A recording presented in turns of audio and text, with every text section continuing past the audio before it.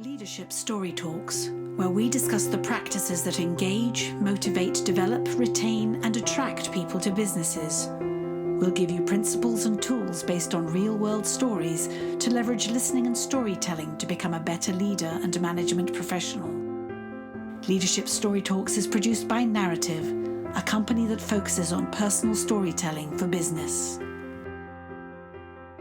Welcome to Leadership Story Talks. In this podcast, Julienne Ryan and I, Jerome DeRoy, discuss ways in which we can create more engagement in our lives, especially at work.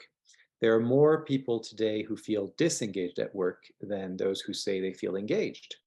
So we come from Narrative, which is a company that employs a 7-step method of listening and storytelling to address a lot of issues, including engagement and leadership.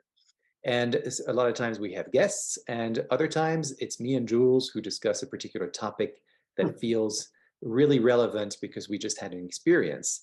And today we have such an experience, and it happened to Jules, and it's really about leadership and the kinds of stereotypes that we've seen and how that's affected leadership. So I'd love to hand it over to you, Jules, and say hi and welcome. Yes.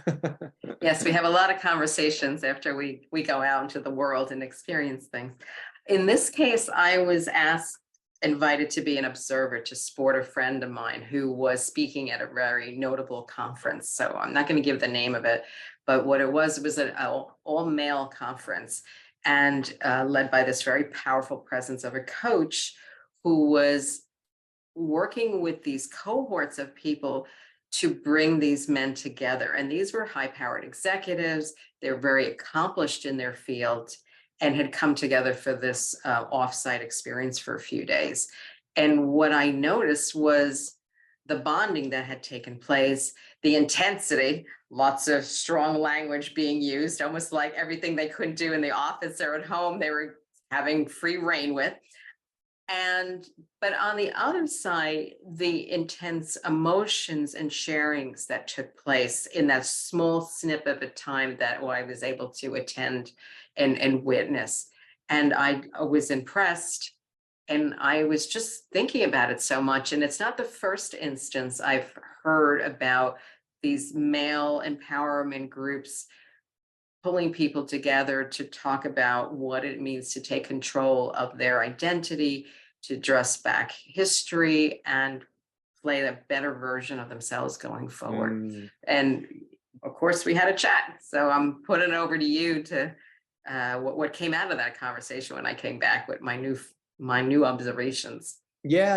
And I mean, it brought a lot of curiosity out for me, and also felt very relatable because I do feel like certainly myself growing up, and then the generation before me, and maybe 2 or 3 generations before me as well, there's just kind of this tradition of the strong male leader, essentially, and and that's at the expense of many other voices that could have come up to that level, but certainly through no fault of their own didn't, but rather because those strong male leaders were holding on to that power and did everything they could to do so. But I think as a result of many, many centuries of this, it's kind of interesting because when you brought up that experience, it made me wonder how much of that history gets passed on without people even being aware of that, right? And so you just kind of internalize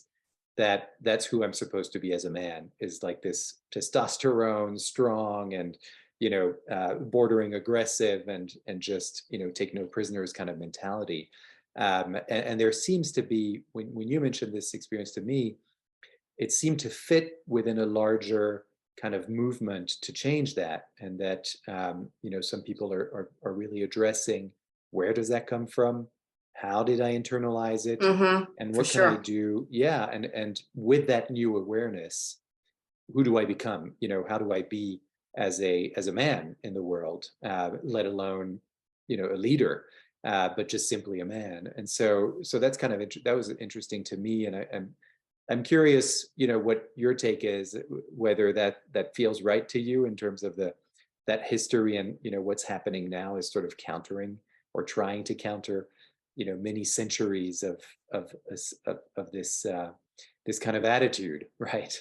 Well, a lot of thoughts always come to mind. First of all, that many had really in heart-rendering versions to a group shared how it had affected their body and their health and their choices about what they did to alleviate some of that stress and that appearance, and where they were endeavoring to not to reinvent themselves, to take everything out of their system, but to balance and really have much more balance in their life about how they were showing up and what they were able to do. The other part you asked about is the scripts. We talk about scripts, the internal scripts when we're coaching or somebody is being coached. That is an important thing to excavate, because it's who's writing the script and why, and how does that help or how does that hinder you, and where does it serve you well and where does it get you in big trouble. And I think that was something I also look for in that, or took away from that thing. It was challenging the scripts. And then also the need for human connection, because these people showed up. They spent time. There must have been a lot of rescheduling and scheduling to carve out this time. So they felt it was important to show up as individuals with people who they thought were going to get them, not just the coaches and the leaders, but to get them in their own way and give them permission to just exercise maybe some of the things that had been playing. The other part I learned is how important, and it just reinforced things we were already doing individually in our groups, the importance of having a support system. That's somebody to be a sounding board that can approach you as you are right now and listen. So it was like being on an anthropological expedition. I learned so much, but I'm like, out of everything, and maybe the style was not what I would be doing, but when we get I feel like when I get a reaction, okay, that's something to take in and think about. Let it sit and figure out why I'm reacting. Is it something I want to do more of, or is it teaching me a lesson? So I'm just curious about you, and tell more about the experience you said that Murray and his colleagues have done. Yeah. So one of the founders of Narrative, who was actually on our show, Paul Brody, he's a practicing psychiatrist and medical doctor, and so he was invited because of that side of his background to participate in a group called Everyman, and it's spelled EVRYMAN, so there's no E in the middle there. And it's a website. You can go and check it out. And when you look at it, and what Paul was doing is that he was essentially facilitating conversations between men that was all about healing, kind of past behaviors, but also what was passed down generation, from one father to the next, essentially, father to son, et cetera, et cetera. And he was telling me about how much damage that had done to so many people who had internalized bad behavior from previous generations, and all kinds of behaviors, whether it was towards women or towards other groups of people, marginalized people, et cetera. And these men were there to kind of reckon with that and to see how that had affected their lives. And by talking about it with other men, these are 100% male men groups, there are no women, and they, seemingly, what was interesting to me to hear was that it created these bonds between men that they had never experienced before, because of something that had been communicated to them about men must stay stoic. For sure. And it's interesting, I have a picture. I'm just thinking about this because I've got a picture of my father behind me, and that's very much how I experienced my father. Was sort of this stoic, he led a company, and he was for 40 years or something like that until he retired.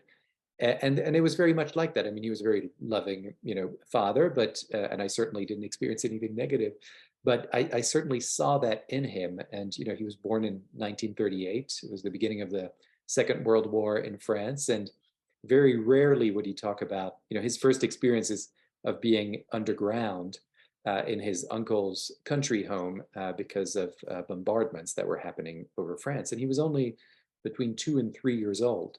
And so I don't remember anything that happened to me at 2 or 3 years old.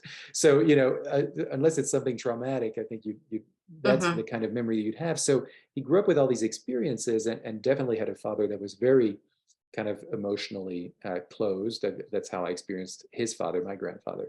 So, clearly he had done some work to kind of evolve, but still there was this air of stoicism to the point of, wondering what's going on with that person. I'm sure it benefited him in some ways, but in other ways, that connected with me when Paul was telling me about this everyman group and what they were kind of dealing with and what they had sort of taken from their parents. I feel like I've taken, it's taken me years of therapy and other things, and even what we do at Narrative, to sort of open up and see another side of myself as a man, and noting that a lot of these things get passed down, especially that sort of, don't show any emotion, be steadfast, and because otherwise it's almost like a sign of weakness, So embracing that vulnerability is what they were doing in those groups. And as a result, these people created great bonds with each other, and then they took that out into the world and seeing that it's okay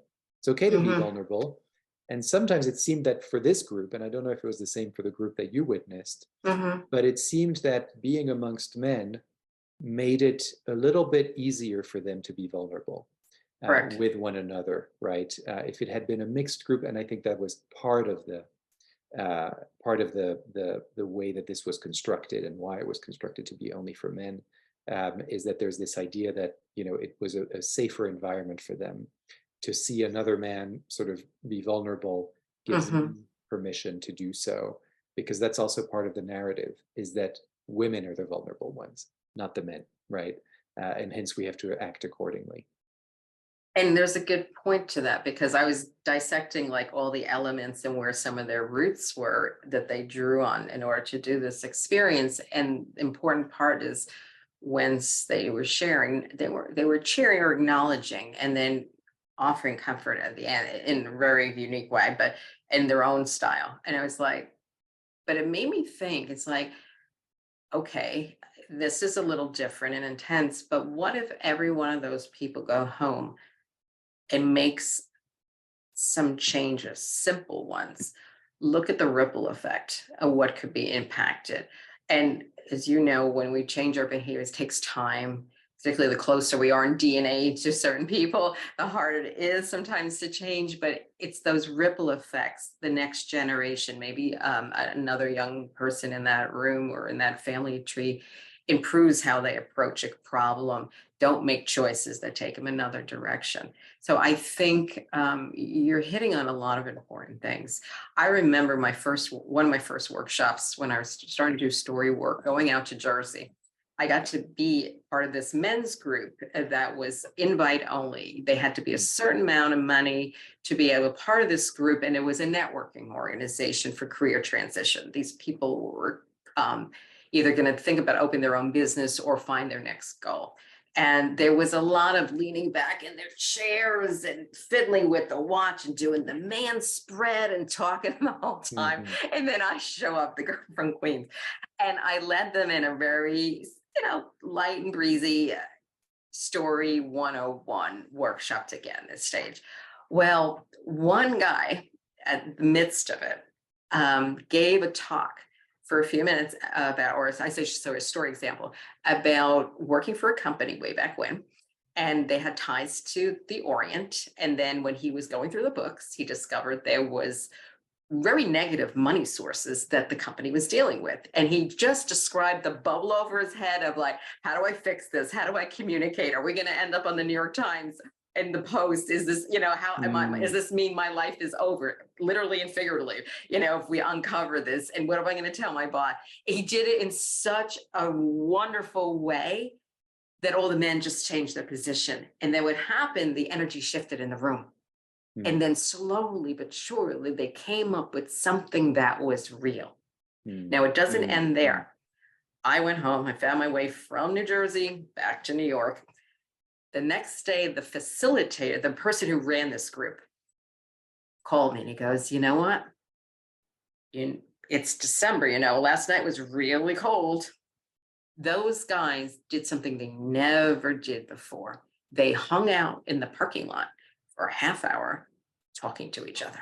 And they have never done that before. So I have kept that example in my head, as you never know what's going on. But if you can give person the chance to share, to your point, in an area that's safe, you feel comfortable, and then somebody has to be the catalyst to say, I'm going to give you an experience that's real and how it changed me.